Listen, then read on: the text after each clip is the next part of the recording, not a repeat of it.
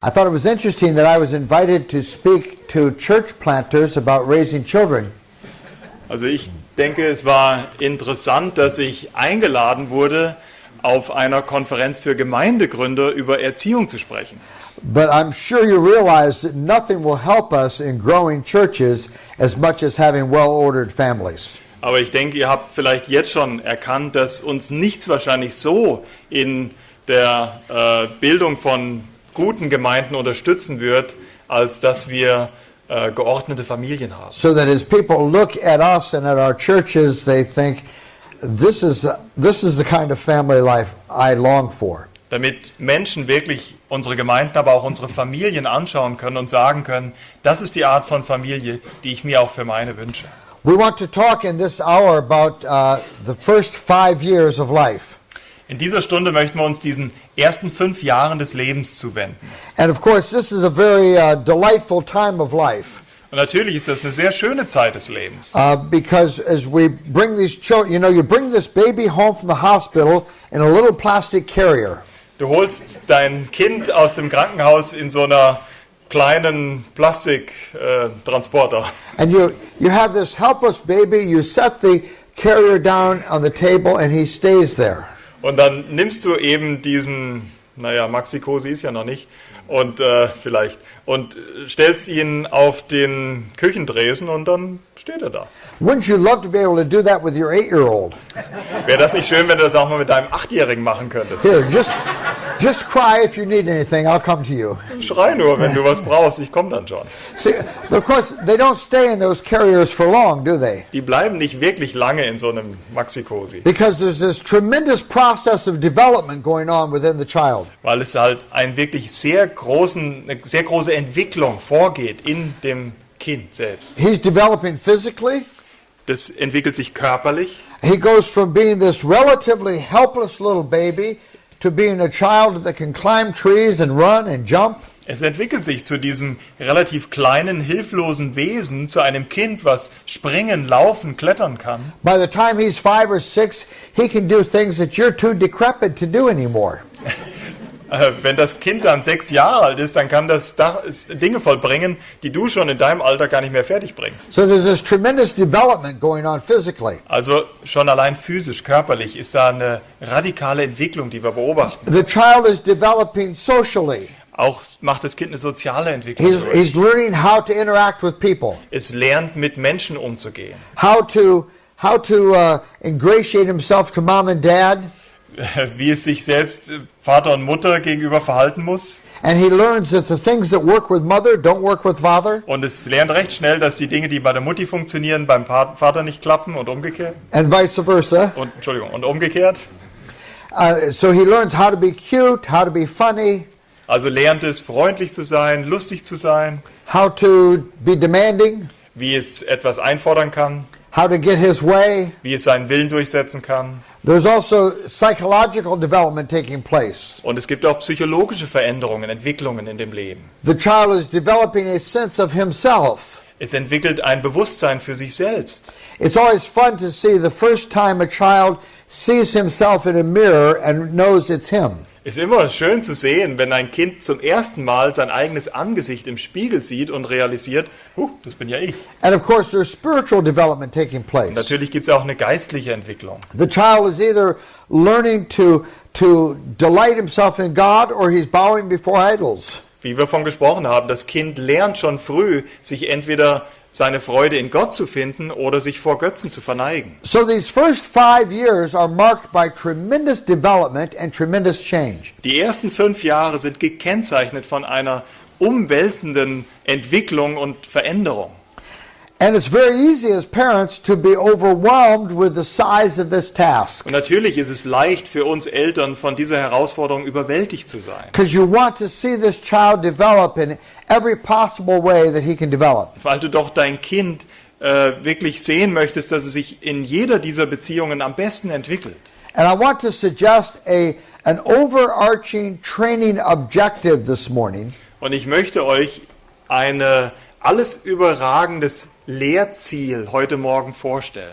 That is broad enough to encompass the changing world of this child's life. Das Ziel, das groß genug ist, mit dieser großen Veränderung des Kindes wirklich zurechtzukommen oder ihm da Richtung zu geben. and yet focused enough to give specific direction in particular situations. Das Ziel ist weit genug, aber es ist auch spezifisch genug, um in konkreten Anforderungen Wegweisung geben zu können. And I would suggest to you that one of the most important things for us to teach our children is to be people under authority. Und ich möchte euch heute Morgen vorschlagen, dass das Wichtigste dieser Prinzipien, was wir den Kindern beibringen können, das Folgende ist, dass sie lernen müssen, dass sie Kinder unter Autorität sind. I wish I could speak to you for an entire hour just on the biblical concept of authority. Ich würde am liebsten über eine ganze Stunde mit euch über das biblische Konzept von Autorität reden. Because God has given us a vertical world in which to live. Denn Gott hat uns eine vertikale Welt gegeben, in der wir zu leben haben. And there are authority structures God has established within His world. Und Gott hat in seiner Welt Autoritätsstrukturen geschenkt. And there are authority structures in the church. Es gibt Autoritätsstrukturen in der Gemeinde. There are authority structures in the workplace. Es gibt Autoritätsstrukturen am Arbeitsplatz. There are authority structures in the state. Es gibt Autoritätsstrukturen im Staat And of course in the home. und natürlich auch zu Hause. And we need to help our children understand how they fit in the authority structure that God has established for human beings. Und wir müssen unseren Kindern helfen zu verstehen, wie sie in diese Autoritätsstruktur hineinpassen, die Gott uns geschenkt hat. In Ephesians chapter 6, God has written a passage of scripture to children. In Epheser Kapitel 6 hat Gott einen Abschnitt an die Kinder gerichtet. Children, obey your parents in the Lord, for this is right. Honor your father and your mother, which is the first commandment with a promise, that it may go well with you, and you may enjoy long life on the earth. Epheser 6, Vers 1 bis 3. Ihr Kinder, gehorcht euren Eltern im Herrn, denn das ist Recht. Ehre deinen Vater und deine Mutter, das ist das erste Gebot mit Verheißung, damit es dir wohlgehe und du lange lebst auf der Erde. Now, when I was a child, this was the first verse I had to memorize. Als ich Kind war, war das der erste Vers, den ich auswendig lernen musste. Children, obey your parents in the Lord, for this is right. Kinder, gehorcht euren Eltern, denn das ist Recht im Herrn. I can remember as a child thinking it was an odd happenstance that the first verse I memorized was about obeying mom and dad. Als ich klein war, dachte ich, das ist aber ein komischer Zufall, dass das der erste Vers ist, den ich auswendig lernen muss. Vater und Mutter gehorchen. Of course, as I got older, I realized it was actually very purposeful on the part of my parents. Als ich dann aufgewachsen bin, ist mir aufgegangen, das war wohl mit Absicht, dass meine Eltern den Vers gewählt hatten. When we were slow to obey, my father would remind us by saying, "What is Ephesians 6:1?" Wenn wir ein bisschen langsam waren im Gehorsam, dann hat unser Vater uns erinnert und gefragt, was sagt Epheser 6, Vers 1 bis 3? And we would say, "Children, obey your parents in the Lord, for this is right." Und wir würden dann antworten, Kinder, gehorcht euren Eltern, denn das ist Recht. And he would say, "Well, you understand what you need to do then, don't you?" Und dann hat er zu uns gesagt, na dann weißt du ja jetzt, was du zu tun hast.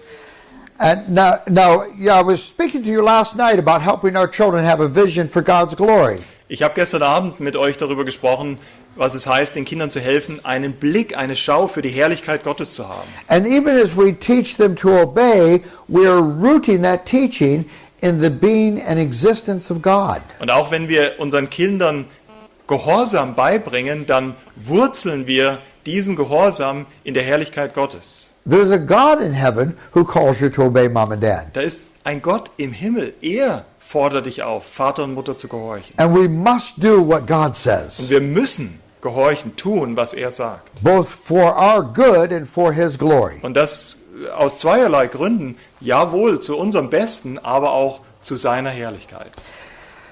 One night my father brought a friend home from work with him.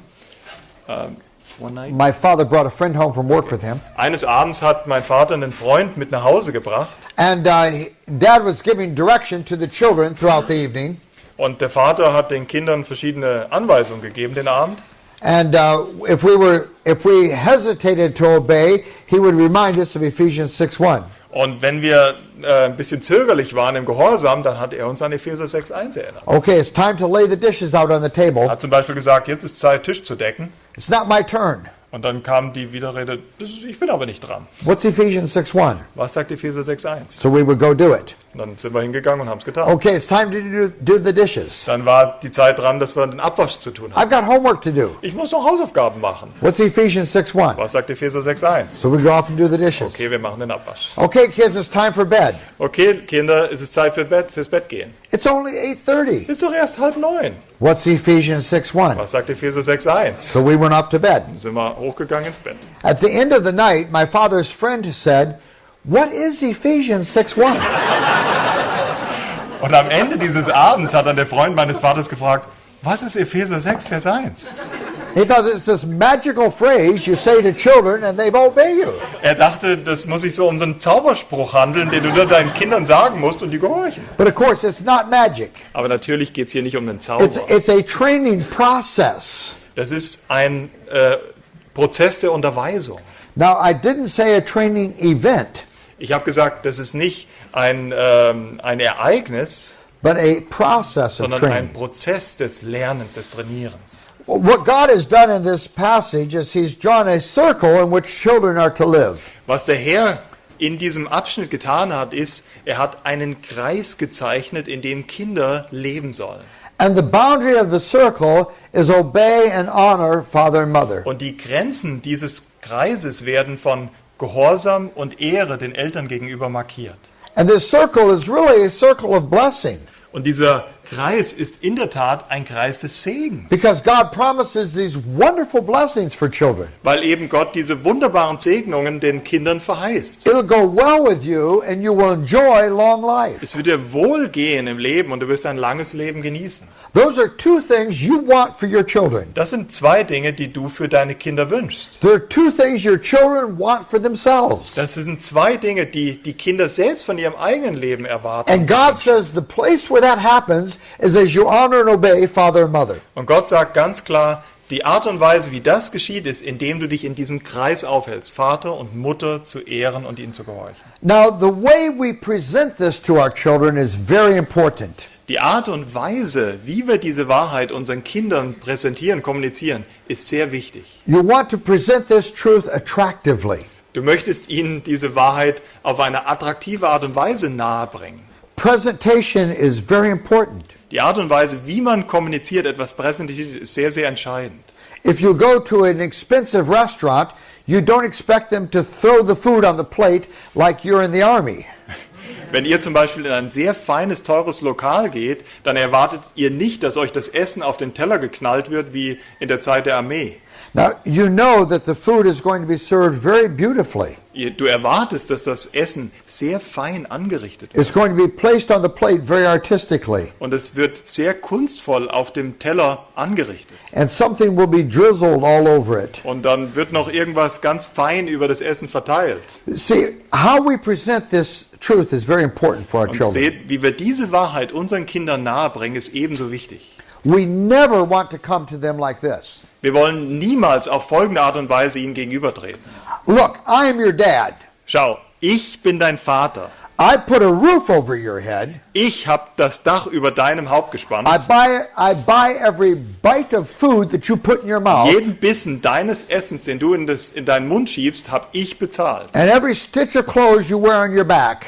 Und auch jede Faser, die du auf deinem Leib trägst, And as long as you live in my house, you're going to do what I say. solange du in meinem Haus lebst, hast du zu tun, was ich zu sagen habe. When we come to our children like that, we are planting seeds of rebellion. Wenn ihr das so tut, in der Art und Weise, dann züchtest du schon den Samen der Rebellion. Because, see, we have set this up as something that is, us against them. Du fängst schon von vornherein an, das als eine Konfrontation aufzurichten. You're going to do what I say. Du hast zu tun, was ich zu sagen habe. In a biblical vision, we want to come to our children like this. Aus biblischer Sicht wollen wir den Kindern doch wie folgt gegenübertreten. There's a God in heaven, Es gibt einen Gott im Himmel, a God who is good and gracious, ein Gott, der gütig ist und gut ist, a God who has made you and me and all things for His glory. der dich und mich geschaffen hat und alle Dinge zu seiner Herrlichkeit. And He's revealed to us how we ought to live for our good and for His glory. Und er hat uns offenbart, wie wir zu leben haben, zu seiner Ehre und für unser Bestes. And it is a blessing for you to obey mom and dad. Und es ist ein Segen für dich, Vater God- und Mutter zu gehorchen. God has given you a mom and dad who have wisdom and maturity and life experience. Gott hat dir Eltern gegeben, die Weisheit, die Reife und die auch Lebenserfahrung mitbringen. And it is a blessing for you to obey mom Und and es ist dad. ein Segen für dich, Vater und Mutter zu gehorchen. Now, little children can get a hold of that idea. Schon kleine Kinder können dieses Konzept fassen. We made a Christmas gift for our children this past year, Als es zu den Geschenken kam, die Weihnachtsgeschenke letztes Jahr, and we told our children we would take them out to a restaurant, and then they could go to see a Christmas production at a local theater. und wir haben gesagt, wir gehen an dem Abend essen und anschließend werden sie so eine Weihnachtsgeschichte, also ein Spiel sehen können in einem ortsansässigen Theater oder So Haus. we went with each of those 3 different families on a different evening. Also sind wir mit jedem dieser 3 verschiedenen Familien an unterschiedlichen Abenden essen gegangen. Our youngest son has 5 children, Unser jüngster Sohn hat 5 Kinder. and the youngest 2 were 2 and 2 years old and an infant. Die jüngsten von seinen 5 Kindern sind 2 und ein Säugling. And 2 so Jahre und ein Säugling. after we had the meal together, he said, we will go to the theater and you can take the 2-year-old and the baby home and babysit them while we're gone. Und dann haben wir gesagt, wir gehen jetzt mit den Enkelkindern ins Theater und ihr könnt ja dann mit dem Säugling und den 2 Jahre alten nach Hause gehen und auf sie aufpassen. we were happy to do this, and so we were putting the children in our car, Also umgekehrt, wir wollten als Großeltern mit den Kleinen nach Hause gehen und wir taten das auch gern. So haben wir den Kleinen und das Säugling in unser Auto getan. and as we're putting the 2-year-old in the back seat of our car, it occurred to him that the rest of the family is going someplace and he's not going. Und als wir dann den 2-Jährigen auf den Rücksitz unseres Autos gesetzt haben, dann ist es ihm gedämmert, dass der Rest der Familie woanders hinfährt und er nicht dabei ist. And he started to cry. Und dann hat er angefangen zu weinen. So I called my son over. Und dann habe ich meinen Sohn gerufen. I said, you need to speak to Orion. He's not very happy about this arrangement. Du musst mit deinem Sohn Orion reden, weil ich glaube, der ist nicht zu glücklich über unsere Entscheidung hier. And he came over to the back of the car. Und dann kam er zurück zum Auto, zu dem Rücksitz. He said, Orion, you know you can trust God. Und dann hat er zu ihm gesprochen und hat gesagt, Orion, weißt du was? Du weißt, dass du Gott vertrauen kannst. And God has given you a mommy and daddy who love you. Gott hat dir einen Vater und eine Mutter gegeben, die dich lieben. And we know the best thing for you will be to go home with Grandma and Grandpa. Und wir wissen, dass das Beste für dich jetzt ist, dass du mit Großvater und Großmutter nach Hause gehst. And we will come and we'll pick you up later after we're finished and we'll take you home to be with us tonight. Wenn wir dann soweit sind, kommen wir wieder zurück zu Oma und Opa und holen dich ab und nehmen dich mit uns nach Hause. But you can trust God and you can trust Mommy and Daddy. Du kannst Gott vertrauen und du kannst deinen Eltern vertrauen. We think this is best. Wir glauben, das ist das Beste für dich. We're going to pray for you. Und wir beten für dich. And he prayed with him at the Und er back of the car. hat tatsächlich in dem Moment auf dem Rücksitz mit dem Kind gebetet. This child stopped crying. Das Kind hat aufgehört zu weinen. We went home and we had a wonderful evening with him. Wir sind nach Hause gefahren und wir hatten einen wundervollen Abend mit dem Kind. Now it struck me that night that this was not the first time that boy had heard those words. Es hat mich wirklich getroffen an diesem Abend, als ich realisierte, dass es nicht das erste Mal war, dass dieser Junge diese Worte gehört hat. Even though he was only 2, he had heard those words hundreds of times. Der war erst 2 Jahre alt und er hat eben diese Worte schon hunderte von Malen gehört. And his father was simply reminding him of things that he has already taught him very thoroughly. Was sein Vater hier getan hat, war einfach nur eine Erinnerung, was er ihm auch schon zuvor sehr deutlich nahegebracht hat. That 30-second intervention at the back of the car would have never worked otherwise. Denn diese Begegnung, die die 2 für diese 30 Sekunden auf meinem Rücksitz hatten, das hätte niemals so funktioniert, wie ich das da erlebt hätte, wäre das erste Mal gewesen, dass der Vater so mit seinem Sohn geredet hat. But this is truth we need to be bringing to our children over and over again. Das ist Wahrheit, die wir unseren Kindern immer und immer wieder nahebringen müssen. Now, I think there are a lot of people misunderstand authority. Ich denke, viele Menschen haben ein falsches Verständnis von Autorität. Our culture has a very negative view of authority. Unsere Kultur hat eine sehr negative Einstellung gegenüber Autorität. We think of authority as derived from overwhelming force or from consent. Wenn wir an Autorität denken, dann denken wir entweder an zwei Extreme, sowas wie ein Überstülpen von Macht oder wenn man zum gleichen Schluss kommt, also wenn man über was übereinkunft. And we think of authority as us standing over our children, telling them what to do. Wir denken bei Autorität wie, wir stehen über unseren Kindern und wir sagen ihnen, was sie zu tun haben. And we think, I don't like it when someone stands over me and tells me what to Und do. dann denken wir natürlich, das mag ich aber nicht, wenn jemand über mir steht und mir zu sagen hat, was ich zu tun habe. My children won't like that either. Also werden das meine Kinder wohl auch nicht mögen. And so parents question being authorities in the lives of their children. Und deswegen stellen die Eltern oftmals die Autorität, ihre Rolle der Autorität in Frage im Leben ihrer And Kinder. I'm persuaded many parents give away their authority over their children while their children are still very young. Und ich bin überzeugt, dass viele von uns Eltern oder viele Eltern ihre Autorität bereits aufgeben, wenn ihre Kinder noch sehr klein sind. And we do it in many little Und transactions. wir tun das auf viele kleine Art und Weisen. Maybe we do it by bargaining with them over what they will eat. Wir tun das zum Beispiel, indem wir vielleicht verhandeln über das, was sie essen sollen.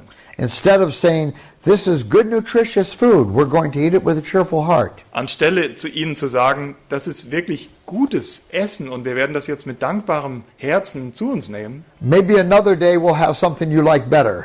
und ihnen sagen, vielleicht kommt ein anderer Tag, da gibt es was du vielleicht eher magst. But this is what mother prepared for today. Aber das ist das, was deine Mutter heute für dich zubereitet hat.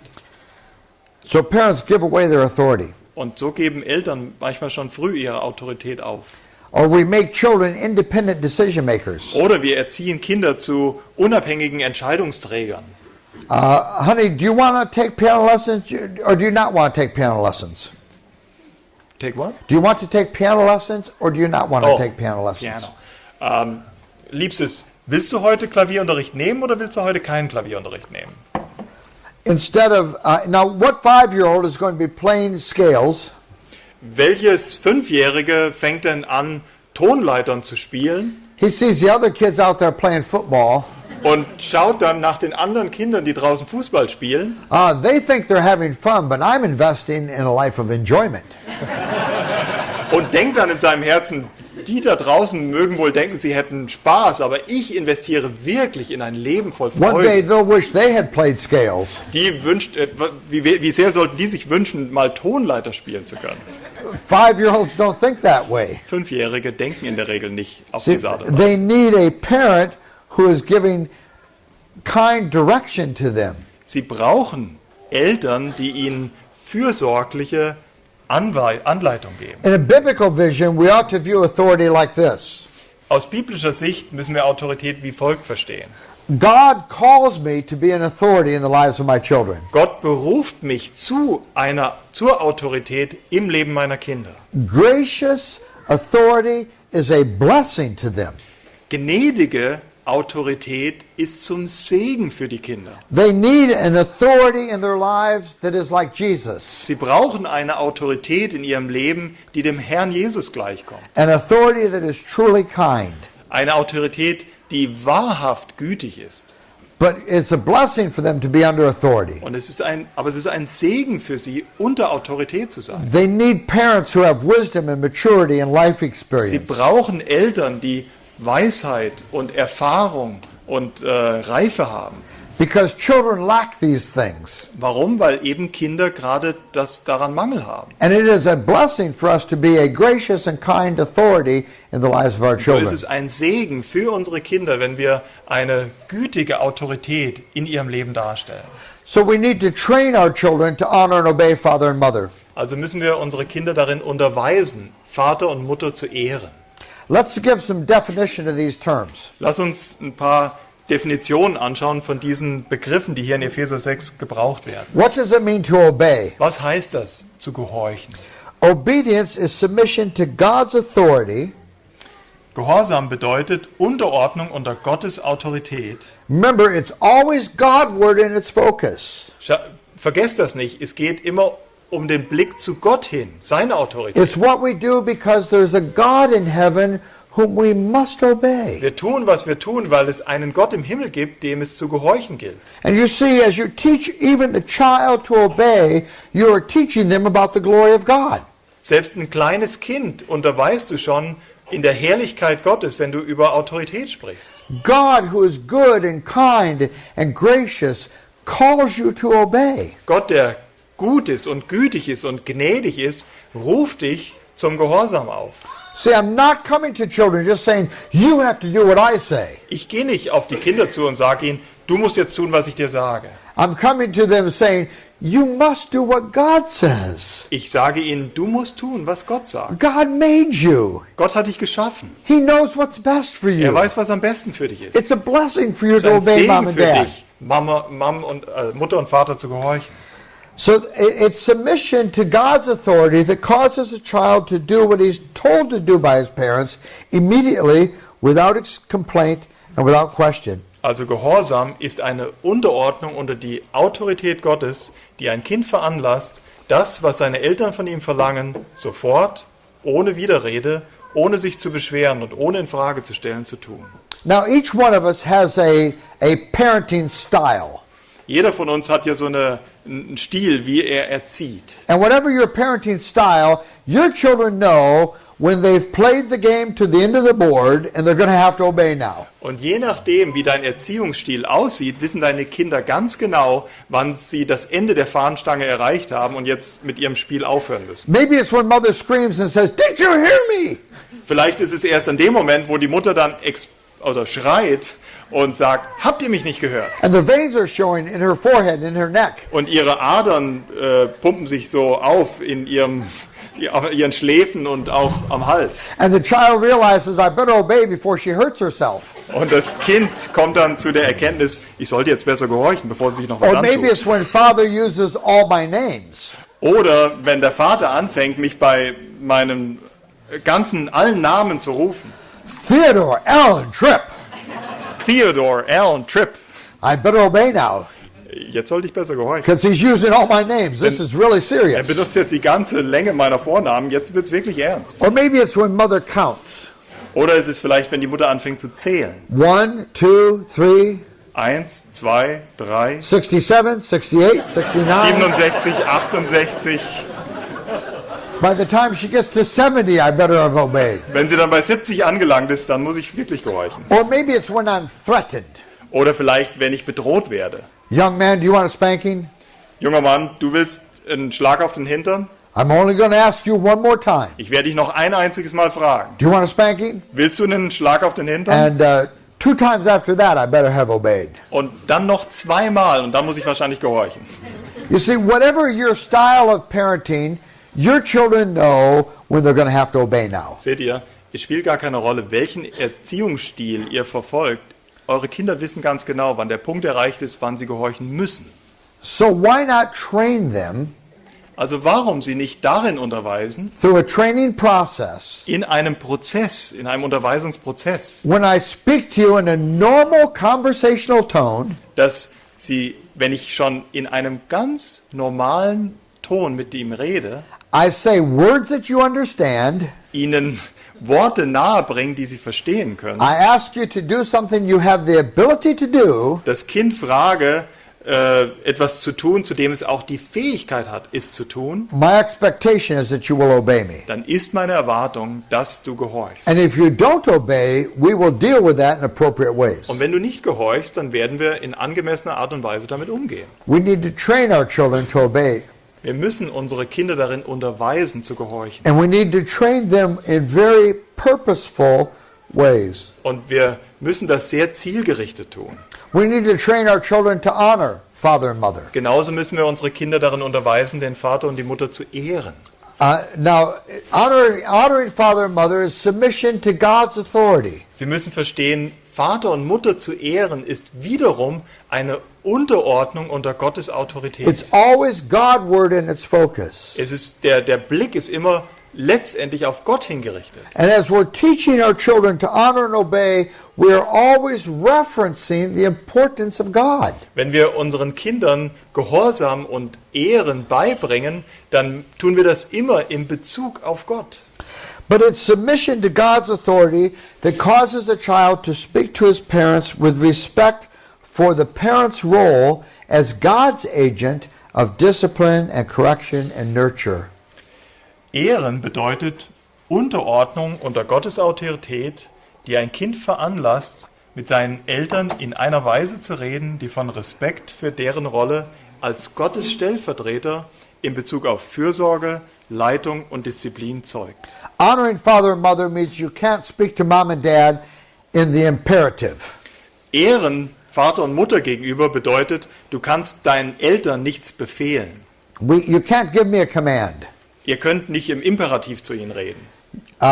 Get me a drink. Gib mir was zu trinken. Honey, I'll be delighted to get you a drink.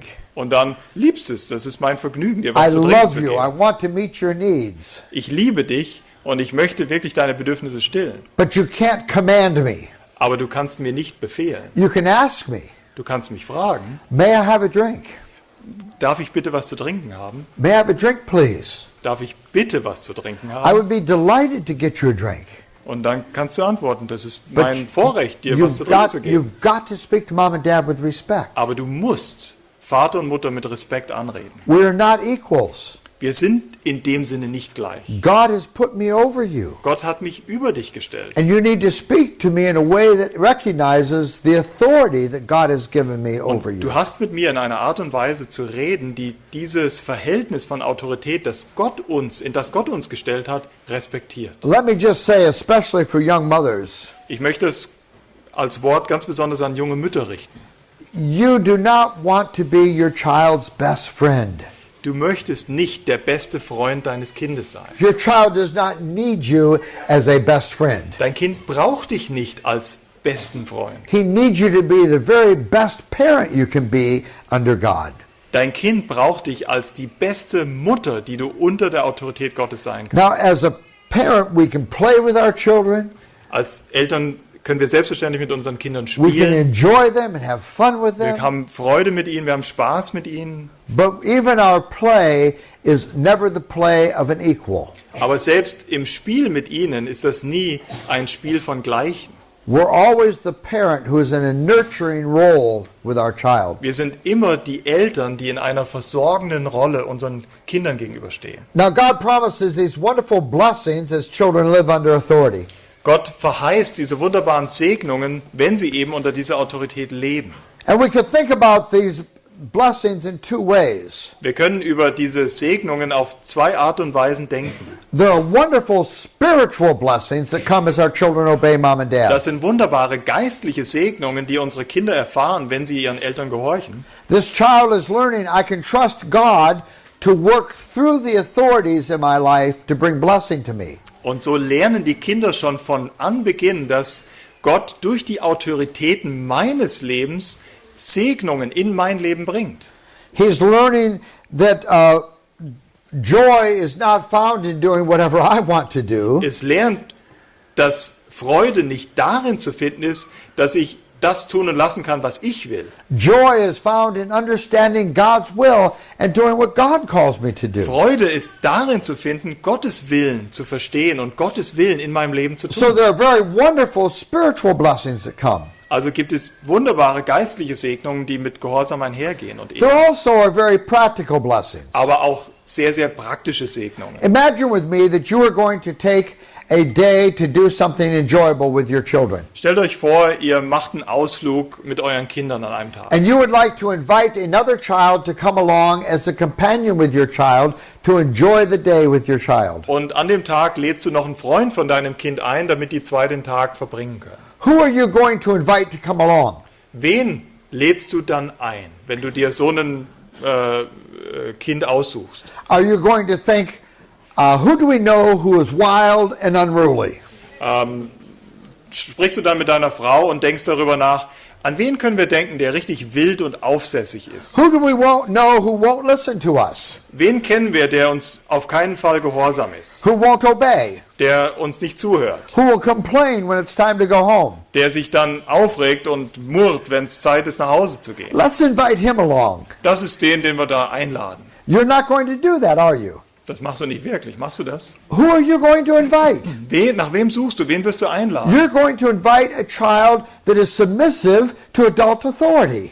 Du wirst ein Kind einladen wollen, das gelernt hat, sich elterlicher Autorität unterzuordnen. You know that's true. Du weißt, dass das wahr ist. Now think of the hundreds of times in a child's life Denk bitte an diese Hunderten von Begebenheiten in dem Leben eines Kindes, when opportunities come to a child who's under authority that are denied to a child who is wild and disobedient. Say it again, please. Think of the times when opportunities come to a child who's under authority that are denied to a child who is wild and disobedient. Ja, es gibt so viele Gelegenheiten, wo ein Kind eigentlich Gelegenheit hat, sich unterzuordnen, unter Autorität zu stehen. Das sind Hunderte. Und wie oft widersetzt es sich und möchte nicht in dieser gottgegebenen Autorität leben. In deeply spiritual ways and in very practical ways, it goes well with the child. Und in tiefer geistlicher Hinsicht und auch in praktischer Hinsicht geht das gut mit dem Kind. God also says you will enjoy long life. Gott sagt auch, dass es die Verheißung des langen Lebens gibt. There's a promise here of richness, fullness of life. Da ist hier die Verheißung eines reichen und erfüllten Lebens. And God promises that as children live under authority. Und Gott verheißt das für Kinder, die unter Autorität leben. Now I know that there are tragic circumstances when very little children are taken to be with God. Ich weiß natürlich, dass es tragische Momente gibt, wo selbst schon kleine Kinder in die Gegenwart Gottes geholt werden. And that doesn't mean that they were obviously disobedient children. Und das heißt auf keinen Fall, dass das offensichtlich ungehorsame Kinder waren. There are those circumstances that we can't understand when we must trust God's providence. Das sind die Umstände, die wir nicht verstehen werden, aber wir trotzdem Gottes Leitung vertrauen. But there's a general biblical principle here that God promises richness and fullness of life as we live under authority. Und trotzdem gibt es dieses allgemein gültige Prinzip, dass Gott Segnung verheißt für die unter Autorität gelernt haben zu leben. When I was a child, I grew up in a very busy industrial city in America. Als Kind bin ich in einer sehr belebten Industriestadt Amerikas aufgewachsen. And there was no place near our home to play baseball. Und da gab es nichts in der Nähe unseres Hauses, wo wir Baseball spielen konnten. We used to play on the empty parking lot of a factory. Und deswegen haben wir am leeren Parkplatz einer Fabrik gespielt. One day we were there playing and some boys were throwing stones at the windows. Eines Tages haben wir dort gespielt und ein paar Jungs haben angefangen, Steine gegen die Scheiben zu werfen. And the police were called. Und die Polizei wurde gerufen. And we ran home and told our parents about this exciting thing that happened. Und wir sind nach Hause gelaufen und haben unseren Eltern von dieser aufregenden Geschichte erzählt. Die And they passiert told ist. us, you may not play there anymore. Und die haben uns natürlich gesagt, da spielt ihr nicht mehr. One day after we were told we couldn't play anymore at the factory, Einen Tag, nachdem sie uns gesagt hatten, kein Spielen mehr an diesem Fabrikgelände, my friend said, let's go play at the factory. hat mein Freund mich aufgefordert und gesagt, komm, lass uns zur Fabrik gehen und spielen. I can't. My mother won't let me. Da habe ich gesagt, ich kann nicht, meine Mutter erlaubt es mir He nicht. said, come on, your mother will never know. Und dann sagte er, komm, deine Mutter wird es niemals mitkriegen. And so I went with him. Und dann bin ich mit ihm gegangen. We threw all of our equipment over the fence. Haben wir unsere ganze Ausrüstung über den Zaun geworfen. I started to climb the fence, Dann habe ich angefangen, den Zaun hochzuklettern. and my youngest brother was with me. Und mein jüngster Bruder war mit mir. As I started over the fence, Und als ich angefangen habe, den Zaun hochzuklettern, he said to me, you don't want to live long, do you? dann sagte er zu mir, du willst nicht lange leben, willst du? And my friend said, what will happen? Will your mother kill you? Hat mein Freund gesagt, was wird dann passieren? Wird deine Mutter dich umbringen? Well, of course, Mark was not referring to my mother killing us. Natürlich hat Mark, mein kleiner Bruder, nicht gemeint, dass unsere Mutter uns umbringt. He was thinking of this passage of Scripture. Er hat einfach an diesen Abschnitt aus der Schrift gedacht. He was thinking, you're not obeying mom and dad. Du gehorchst ja nicht Vater und Mutter. Your days are numbered, Deine pal. Tage sind gezählt, Paul. Now, some of you will ask later, what did we do that day? Vielleicht werden einige von euch dann fragen, was habt ihr denn dann gemacht an dem Tag? I think we didn't disobey. Ich denke, wir waren nicht I ungehorsam. can't remember for sure. Aber ich muss euch sagen, ich weiß es nicht mehr genau. But we told the story about what Mark had said at home. And we laughed about it at home. Aber als wir dann nach Hause kamen, haben wir die Geschichte, was Mark gesagt hat, erzählt und wir haben alle gemeinsam drüber gelacht. That's why I still remember it. Und deswegen, das ist der Grund, weshalb ich mich überhaupt daran erinnern kann. So I can't imagine we would have told the story if we had disobeyed. Also ich schlussfolgere jetzt einfach mal, wahrscheinlich hätten wir die Geschichte niemals unseren Eltern erzählt, wenn wir tatsächlich ungehorsam gewesen wären. Now, we had this diagram of the circle up a moment ago, Vor einem kurzen Moment habt ihr doch diesen Kreis gesehen and we can extend that diagram in this way. und wir können diesen Kreis auf folgende Art und Weise ausweiten. When my children dishonor and disobey father and mother, Wenn meine Kinder uns nicht ehren oder uns nicht gehorsam sind, they break through the boundary of the circle, dann brechen sie aus diesen Grenzen des Kreises aus. and they put themselves in a place of danger. Und dann begeben sie sich selbst in einen Ort der Gefahr. Why is that a dangerous place for the child to be? Warum ist das so ein gefährlicher Ort für ein Kind? It's dangerous because it won't go well for him out there. Warum? Weil es wird ihm außerhalb des Kreises nicht wohlergehen. He won't enjoy a long life out there. Es wird außerhalb dieses Kreises kein And langes so Leben the genießen. purpose of discipline and correction is to bring the child back inside the circle. Also ist das Ziel von Disziplin oder Korrektur, das Kind zurückzubringen in Now diesen Kreis. that does wonderful things for discipline and correction. Das bringt wirklich wunderbare Umstände in dieses Konzept von Disziplinieren oder Korrigieren. Because it puts discipline and correction in a very positive framework. Weil es eben dann Disziplinierung oder Korrektur in einen positiven Kontext stellt. Discipline and correction is not punitive. It's not making my children pay for what they did. Disziplinierung und Korrektur ist offensichtlich dann nicht mehr nur dazu da, mein Kind zu strafen, Discipline and correction is designed to restore my children. sondern bei der Disziplinierung geht es um Wiederherstellung meines It has a Kindes. very positive objective. Es gibt ein sehr positives Ziel für diese It's to bring Disziplinierung. them back inside the circle, Es ist, das Kind wieder zurückzubringen in den Kreis der Segnung, where it will go well with them and they will enjoy long life. wo es ihm wohlergeht und es ein langes Leben genießen kann. Now, that's how Hebrews chapter 12 describes discipline and correction. Das ist die Art und Weise, wie Hebräer Kapitel 12 Disziplinierung und Korrektur beschreibt. In the last half of verse 5, my son, don't make light of the Lord's discipline. Don't lose heart when he rebukes you, because the Lord disciplines those he loves and punishes everyone he accepts as a son. Im zweiten Teil vom Vers 5 in Hebräer 12 steht, mein Sohn, schätze nicht gering des Herrn Züchtigung und ermatte nicht, wenn du von ihm gestraft wirst, denn wen der Herr liebt, den züchtigt er schlägt aber jeden Sohn, den er aufnimmt. Discipline is me loving my children too much. Disziplinierung bedeutet letztendlich, mein Kind viel zu sehr zu lieben. I love them too much to leave them in a place of danger. Ich liebe mein Kind viel zu sehr, als dass ich es an diesem Ort der Gefahr zurücklasse. And so I'm bringing them back inside the circle. Deswegen bringe ich das Kind zurück innerhalb des Kreises. Now, I want with little children, we need to do that with physical discipline.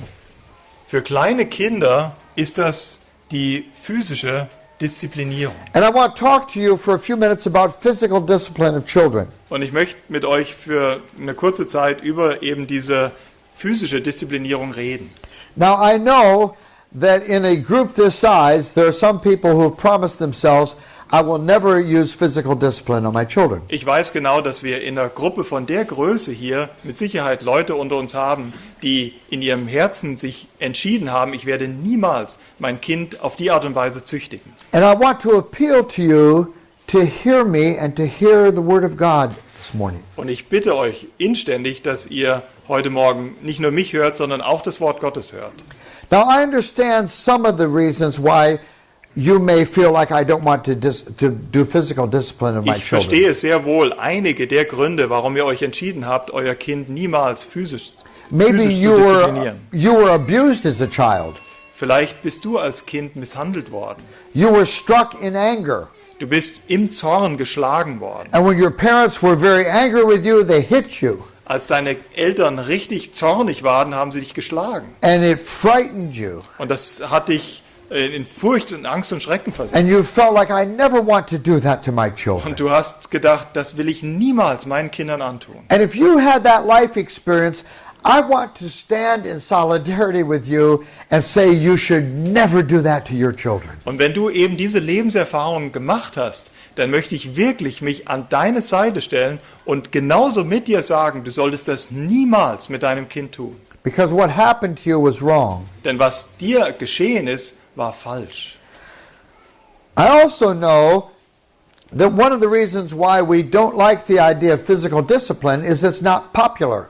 Ein anderer Grund, weshalb wir die physische Disziplinierung wahrscheinlich nicht mögen, ist, weil sie nicht populär ist. It's not in style. Das ist keinesfalls modern. Did you ever notice how in the world of fashion colors go in and out of style? Habt ihr jemals gesehen, wie in der Welt die Farben in der Mode kommen und gehen? And some colors are in style some years and other colors are in style other years. Einige Farben sind in einigen Jahren ganz aktuell und in den nächsten wieder andere. In the world of ideas, things go in and out of style. Und in der Welt von Philosophien geschieht genau das Gleiche. And in the world of ideas, physical discipline of children is not in style right now. Und in unserer Welt der Philosophie ist die physische Disziplinierung von Kindern gerade nicht in Mode. It's thought of as something that is done by simple people who can't think of better things to do. Heute wird gesagt, die physische Disziplinierung ist nur für Eltern, die ein bisschen einfach sind in ihrem Denken und denen nichts Besseres einfällt. And we need to hear the warning of the Apostle Paul in Colossians chapter 2. Und wir müssen die Warnung des Apostels Paulus in Kolosser 2 hören. He says, see to it that no one is taken captive through hollow and deceptive philosophies that are rooted in human traditions and the ways of the world rather than Christ. In Kolosser 2, Vers 8 steht, seht zu, dass niemand euch einfange durch die Philosophie und leeren Betrug nach der Überlieferung der Menschen, nach den Elementen der Welt und nicht Christus gemäß. I love this passage of Scripture. Ich liebe diesen Abschnitt in der Schrift. It says, see to it that no one is taken captive. Es heißt hier, seht zu, dass euch niemand einfange. When are captives taken? Wie werden Gefangene gemacht? Captives are taken in a war. Gefangene werden in einem Krieg gemacht. There's a war going on out there against Jesus Christ. Und da draußen findet ein Krieg gegen Jesus Christus statt. There's a war going on against God's truth. Da gibt es einen Krieg gegen die Wahrheit Gottes. And people are being taken captive. Und Menschen werden gefangen genommen. Taken captive to hollow and deceptive philosophies. Die werden gefangen genommen, eine betrügerische Philosophie zu ehren. Now think about that. A hollow and deceptive philosophy Denk mal ein bisschen darüber nach. Eine hohle und betrügerische Philosophie. is something that looks solid and substantial, Das ist etwas, was von außen gesehen solide und substanziell gut aussieht. but it's hollow and deceptive. Aber tatsächlich ist es leer und betrügerisch. Now I don't know if this is a tradition in Germany or not, Ich weiß nicht, ob das hier in Deutschland eine Tradition ist, but in a couple of weeks at Easter time, aber in einigen Wochen während dem Osterfest, a lot of Americans will buy their children chocolate Easter bunnies. dann werden viele Amerikaner ihren Kindern diese Schokoladen-Osterhasen kaufen. Now this child will look at this big chocolate Easter bunny Das Kind schaut dann diesen großen Osterhasen aus Schokolade an and he'll think he's got 4 kilos of chocolate. und das Kind denkt, das müssen 4 Kilo Schokolade sein. But he's going to discover it is hollow and deceptive. Aber dann findet es heraus, das Ding ist hohl und betrügerisch. It looks solid and substantial, Das sieht wirklich solide und nach was aus, but it's only this thick. aber es ist nur so dick. And you see, these hollow and deceptive philosophies come to us from all the authorities in our world. Und so kommen auch diese hohlen und betrügerischen Philosophien von all den Autoritäten dieser Welt. Experts on television, Experten auf dem Fernseher, educators in our schools, die Pädagogen in unserer Schule, articles we read in magazines. Artikel, die wir in Magazinen lesen. All these sources of wisdom and truth tell us we should not discipline our children. Das sind alles Quellen von sogenannter Weisheit und Wahrheit, die uns unterweisen, unsere Kinder nicht zu disziplinieren. And if you are not careful, you will be more influenced by those voices than you are by the Word of Und God. wenn du nicht aufpasst, dann wirst du von diesen Stimmen mehr beeinflusst sein als vom Wort Gottes selbst. You'll be more influenced by the human traditions and the ways of the world than you are by Christ and His revelation. Dann wirst du unter einem größeren Einfluss dieser Welt und ihrer Tradition als unter Christus und seiner Offenbarung sein. So I want to plead with you to give a hearing to some verses from the Word of God. Und so bitte ich euch inständig, dass ihr euer Ohr einigen Versen der Schrift schenkt. Because we want to root this teaching in biblical soil. Denn wir möchten diese Lehre in biblischen Grund setzen.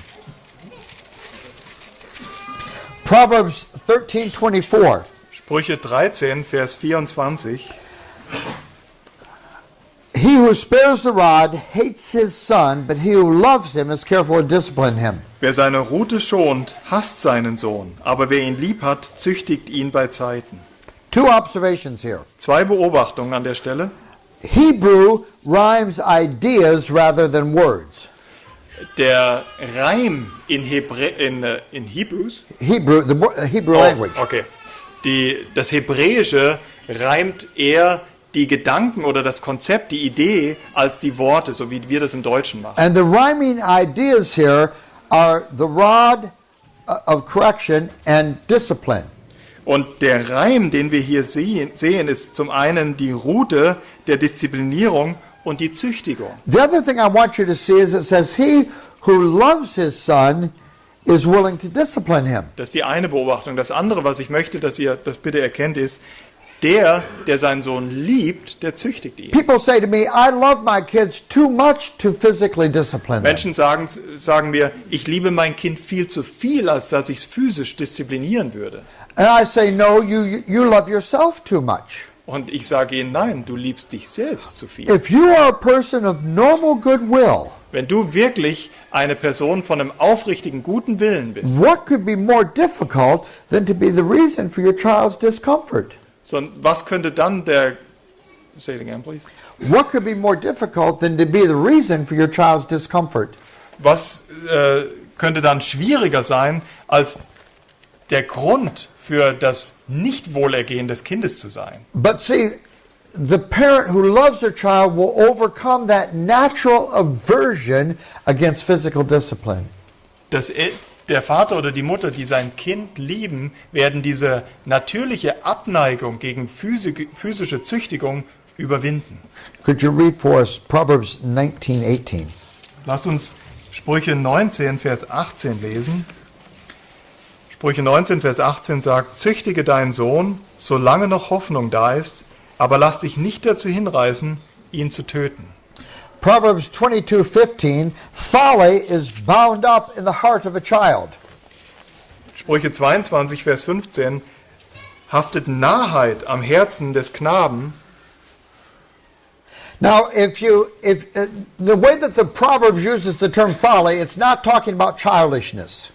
Die Art und Weise, wie der Schreiber der Sprüche das Wort Narrheit gebraucht, ist nicht im Sinne von kindisch sein. We never discipline for childishness. Wir disziplinieren niemals ein Kind dafür, dass es kindisch ist. You expect the children to spill the orange juice at the breakfast table. Du musst damit rechnen, dass dein Kind den Orangensaft am Frühstückstisch verschütten wird. And if you have a lot of children, you have to plan on mopping up liters of orange juice. Und wenn du viele Kinder hast, dann solltest du dich darauf einstellen, dass du einige Liter von Orangensaft aufwischen werden But the way wirst. the Proverbs uses the term folly is the fool has said in his heart there is no God. Aber die Art und Weise, wie der Schreiber der Sprüche Narrheit hier gebraucht, ist der Narr, der in seinem Herzen festgelegt hat, es gibt keinen Gott. That kind of folly is bound up in the heart of a child. Das ist die Narrheit, die du auch in einem Kind findest. You might see it in this little toddler who you're trying to change his nappy. Das findest du schon in dem kleinen Kind, dem du die Windeln wechseln möchtest. And he's saying to you, you will not change my nappy. Und er gibt dir deutlich zu verstehen, du wirst meine Windeln nicht wechseln. You will discover I have 6 arms and 4 legs, and I can roll like I'm on a rotisserie. Also und ich werde dir zeigen, ich habe 6 Arme und ich habe 4 Beine und ich kann Rollen machen, wie du sie noch nie gesehen hast. You will not change me. Du wirst mich nicht verändern. That kind of folly is bound up in the heart of a child. Und diese Art von Narrheit finden wir schon in dem Herzen eines Kindes. And this passage says the rod of discipline will drive it far from him. Und der Abschnitt sagt, die Rute der Zucht entfernt sie davon. Proverbs 23, 13 and 14. Sprüche 23, Vers 14 und 13 and 14. 13 und 14. Do not withhold discipline from a child. If you discipline him with a rod, he will not die. Entziehe dem Knaben die Züchtigung nicht. Wenn du ihn mit der Rute schlägst, wird er nicht sterben. He's going to sound like he will die. Das hört sich dann vielleicht so an, als ist er gerade kurz vorm Sterben. But the passage says he won't die. Aber der Abschnitt sagt deutlich, er wird nicht sterben. Discipline him and deliver his soul from death. Diszipliniere ihn und errette sogar seine Seele vom Tod. Now, Proverbs 29, 15 and 17. Sprüche 29, Vers 15 und 17. The rod of correction imparts wisdom, but a child left to himself disgraces his mother. Sprüche 29, 15. Rute und Ermahnung geben Weisheit, aber ein sich selbst überlassener Junge macht seiner Mutter Schande. Verse 17, discipline your son and he will give you peace. He will bring delight to your soul. Vers 17. Züchtige deinen Sohn, so wird er dich erquicken und dir Freude machen. Now, I would like to suggest to you that these passages are not difficult to understand. Ich möchte euch sagen, dass diese Abschnitte nicht schwer zu verstehen sind. The words are very simple, straightforward words. Das sind einfache, klare Worte. And it amazes me to see the things that people will do to avoid the clear teaching of Scripture. Und ich bin wirklich beeindruckt, was Menschen bereit sind, alles zu tun, um die klare Lehre der Schrift zu vermeiden. Because we're in a culture that has a prejudice against what God is teaching here. Warum? Weil wir in einer Gesellschaft leben, die negativ voreingestellt ist gegen diese Lehre, die wir eben gerade gehört haben. And so people say, well, Ted, can't physical discipline just be a metaphor? Und dann sagen Leute zu mir, Ted, kann diese körperliche Züchtigung nicht nur ein Bild sein?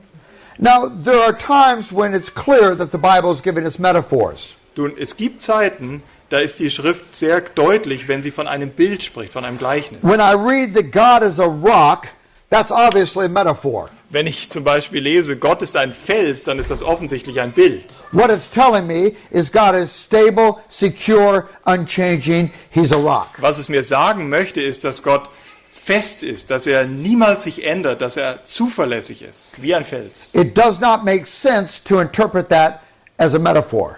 Das macht keinen Sinn, wenn wir es nicht als Bild sehen. But when I read, do not withhold discipline from a child. Aber wenn ich lese, halte die Rute oder die Züchtigung nicht fern von deinem Kind. If you discipline him with a rod, he will not die. Wenn du ihn mit der Rute disziplinierst, wird er nicht sterben. Discipline him with a rod and deliver his soul from death. Züchtige ihn mit der Rute und du rettest seine Seele vom Tod. The most natural interpretation of those words is that God intends physical discipline of our children. Die natürlichste, offensichtlichste Interpretation dieser Abschnitte ist, dass Gott von uns erwartet, dass wir physisch disziplinieren. People say to me, but Ted, those passages are from the Proverbs. Und dann sagen Leute zu mir, aber Ted, diese Verse sind aus den Sprüchen. That's wisdom literature. Das ist doch Weisheitsliteratur. We don't have to obey that. Das müssen wir doch nicht That's gehorchen. just wisdom Das ist doch literature. nur Weisheitsliteratur. Now, why would I want to say the wisdom of God is something I don't need to obey? Warum sollte ich wirklich auf die Idee kommen, dass ich der Weisheit Gottes nicht gehorchen muss? How does the fact that it's wisdom literature make it irrelevant for me? Wie kann denn die Tatsache, dass es sich um Weisheitsliteratur handelt, diese Weisheit für mich unbrauchbar machen? If God has given me wisdom in His book, I want to walk in that wisdom. Wenn Gott mir in seinem Wort Weisheit gegeben hat in seinem Buch, dann möchte ich doch in dieser Weisheit wandeln. And I want to trust God's wisdom more than my wisdom, Ich möchte Gottes Weisheit mehr Vertrauen schenken als meiner eigenen Weisheit or more than the wisdom of man. oder mehr als der Weisheit der Menschheit. Now, My personal testimony is I became persuaded that this is what God calls me to do. Das ist mein persönliches Zeugnis, was ich euch gebe. Ich bin überzeugt, dass Gott mich gerufen hat, das hier zu tun. And so we had to figure out, how do we bring physical discipline to our children in ways that are appropriate? Und deswegen müssen wir rauskriegen, wie können wir physische, körperliche Züchtigung unseren Kindern geben, die angemessen ist. And that's what I want to talk to you about. Und darüber möchte ich mit euch sprechen. But sadly, I'm out of time for now. Aber das Problem ist, wir haben momentan keine Zeit mehr. So I'll pick up here this afternoon. But, you know, lunch is 12:15. Yeah? It's 10 more minutes to go. Yes? Yeah, 12:15 is lunch. Ich habe We're having some discussion here. The negotiations are going on. ja, aus der Verhandlung ist hervorgegangen, dass wir 10 Minuten noch haben. But we have 10 more minutes. Okay. Okay. I'll take 10 more minutes. I want to give you some steps to take to do this in ways that are not abusive to children. Ich möchte euch ein paar Ratschläge geben, die ihr beherzigen sollt, dass die körperliche Züchtigung nicht zum Missbrauch wird. First thing is we want to take a child to a private place where you can speak to him in privacy. Das erste ist, ihr sollt euer Kind an einen privaten Ort führen, wo ihr unter euch seid.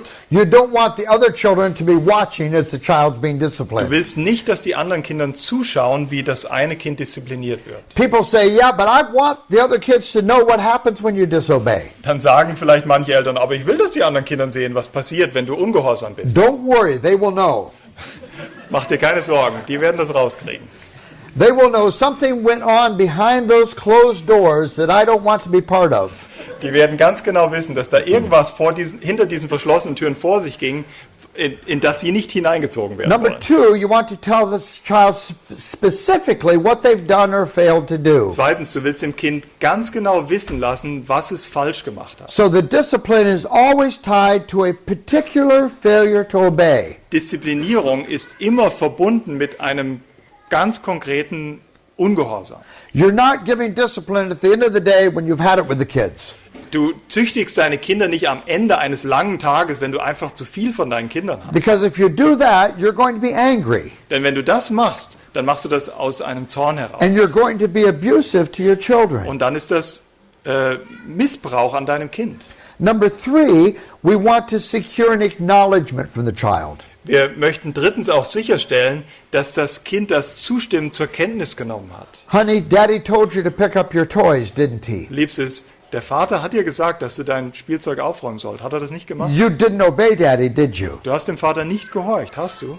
So Daddy's going to have to discipline you. Und deswegen muss dich der Vater disziplinieren. So the child has acknowledged what it is that he's failed to do. Damit das Kind zustimmend versteht, was es falsch gemacht hat. Number four, I want to remind him of my objective. Und viertens möchte ich das Kind auch an meine Motivation, an mein Ziel erinnern. I'm not mad at you. Ich bin nicht sauer auf dich. I love you. Ich liebe dich. I'm committed to you. Ich stehe zu dir. You have put yourself in a place of danger. Du hast dich selbst in Gefahr gebracht. I love you too much to leave you Ich there. liebe dich zu sehr, als dass ich dich dort belassen würde. So I'm going to discipline you to bring you back inside the circle. Und deswegen diszipliniere ich dich, um dich zurückzubringen innerhalb des Kreises. Now, if you can't say to your children, I'm not mad at you, Wenn du das nicht zu deinem Kind aufrichtig sagen kannst, ich bin nicht sauer auf dich, then you should not be spanking or dann solltest du disciplining dein them. Kind nicht schlagen, nicht disziplinieren. Because you never want to discipline in anger. Weil du niemals im Zorn disziplinieren sollst. Number five, you want to tell them how many swats they're going to receive. Fünftens, du sollst ihm auch sagen, wie viele Schläge es erhalten wird. 2 swats, 3 swats, whatever is appropriate for the child. 2 Schläge, 3 Schläge, was immer dem Kind angemessen ist. Now, it'll be different with different children. Das wird mit verschiedenen Kindern unterschiedlich sein. One of our sons had a leather bottom. Einer unserer Söhne, der hatte geradezu einen ledrigen Hintern. It was made out of this stuff that saddles are made out of. Der war geradezu aus dem Material gemacht, aus dem man Reitzettel macht. He was not easily impressed. Der war nicht so schnell zu beeindrucken. We had another one who was so compliant, when he saw the paddle, he was compliant. Da gab es aber einen anderen Sohn, der war so kooperativ, der musste nur das Kommen sehen, was da auf ihn zukommt, dann hat er schon eingelenkt. Also, when you tell your children exactly what to expect, it lets them know that you are being very purposeful and deliberate. You're not just responding out of anger. Und wenn du eben das tust, wenn du auch dem Kind sagst, wie viele Schläge es erhalten wird, dann zeigst du damit deinem Kind, dass du jetzt nicht im Zorn reagierst, sondern dass du das mit Maß und Ziel machst. Now, number 6, we've got to get underneath the trousers. Sechstens, wir müssen auch unter die Hose kommen.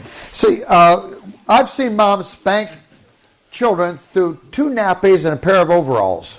Ich habe schon gesehen, wie Mütter versucht haben, ihre Kinder zu disziplinieren, die 2 Windeln und noch eine dicke Hose anhatten. And the mother says, I try physical discipline, he just laughs at me. Und die Mutter sagt dann, ich habe das versucht mit der Disziplinierung, aber der lacht nur. I say, he didn't even know you were there. Und dann sage ich so, der hat noch nicht mal mitgekriegt, dass What du was da that bist. noise? I heard a noise behind me. Was war dieses Geräusch? Was war das da hinter mir? Now, let me give you this point of balance. Ich möchte euch da wirklich eine Balance geben. If you are in charge of your child's hygiene, Wenn du für die Hygiene deines Kindes verantwortlich you bist, bathe him, you change his nappy, du badest ihn, du wechselst seine Windeln you see his bottom every day in the course of ordinary business. und dann siehst du ja seinen Allerwertesten jeden Tag bei den gewöhnlichsten Dingen. It won't embarrass him if you see his bottom when he's being disciplined. Dann ist es für ihn auch nicht peinlich, wenn du seinen Allerwertesten siehst, wenn er diszipliniert Now, wird. if he's old enough, he's in charge of his own hygiene. Wenn er dann alt genug ist, um für sich selbst zu sorgen, seine eigene Hygiene He nachzugehen, bathes himself, he changes his own underwear. er badet sich selbst, er wechselt selbst seine eigene Unterwäsche, Leave the underpants on.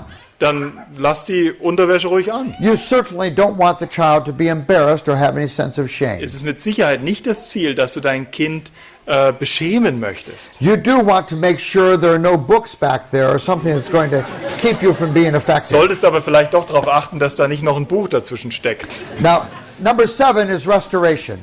Nummer 7, Punkt 7 ist Wiederherstellung. When I'm done with the discipline, I want to take this child up on my lap and tell him how much I love him. Wenn ich fertig bin mit der Disziplinierung, dann nehme ich das Kind ganz bewusst auf meinen Schoß und sage ihm, wie sehr ich es liebe. I used to rock my children in the rocker and I'd say, Daddy loves you very much. Ich habe mich üblicherweise dann in unseren Schaukelstuhl gesetzt mit dem Kind und habe ihm ganz klar wissen lassen, Vater liebt dich. And I hate to discipline you. Und ich mag das wirklich nicht. Ich hasse das, dich zu In disziplinieren. fact, I hope I never have to discipline you again. Tatsache ist, ich hoffe sogar, dass ich dich niemals wieder züchtigen muss. I told them that hundreds of times. Und das habe ich ihnen 100-mal gesagt.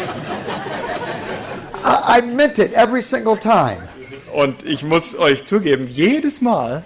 And eventually the day came when I didn't have to spank them anymore. Und trotzdem, es kam tatsächlich der Tag, wo ich sie nicht mehr I've züchtigen not musste. spanked any of my children for years. Ich habe seit Jahren meine Kinder nicht mehr gezüchtigt.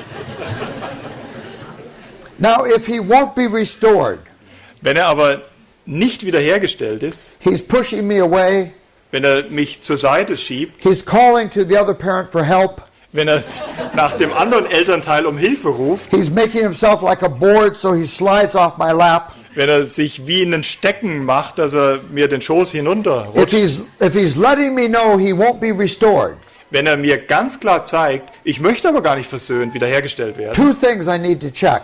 dann gibt es 2 Dinge, die ich kontrollieren muss. The first thing I need to check was my spirit. Das Erste, was ich dann kontrollieren und überprüfen muss, ist mein Geist. Was my spirit wrong in the correction?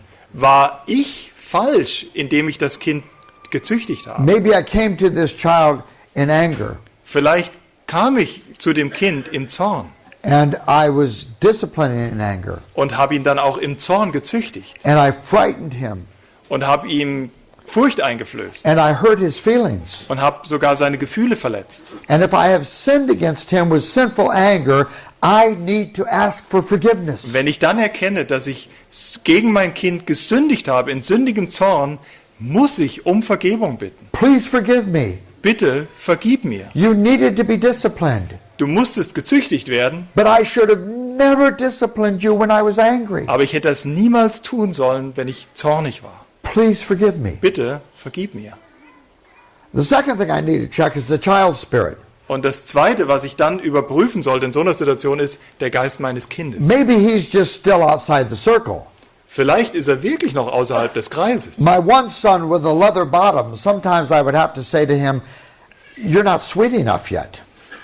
Manchmal musste ich meinem Kind mit diesem Leder allerwertesten sagen, hey, du bist noch nicht wirklich weich genug. Now, I'm not going to continue disciplining him forever. Ich werde natürlich nicht ewig und ewig weitermachen in der Züchtigung. But if he's still outside the circle, I need to let him know something is enormously wrong. Aber ich muss ihn, wenn er sich tatsächlich noch außerhalb dieses Kreises des Segens befindet, klar machen, da ist was total verkehrt. Because the purpose of discipline is restoration. Warum? Das Ziel der Züchtigung ist Wiederherstellung. And then the last thing I want to do is I want to pray with him. Und das Letzte, was ich mit meinem Kind dann tun möchte, ist, mit ihm zu beten. I want to ask God to help him. Ich möchte Gott bitten, dass er meinem Kind hilft. Now, what I will do when I speak to you this afternoon Was ich dann heute Nachmittag, wenn ich wieder zu euch rede, machen möchte, is I will begin by responding to common objections people raise to this teaching.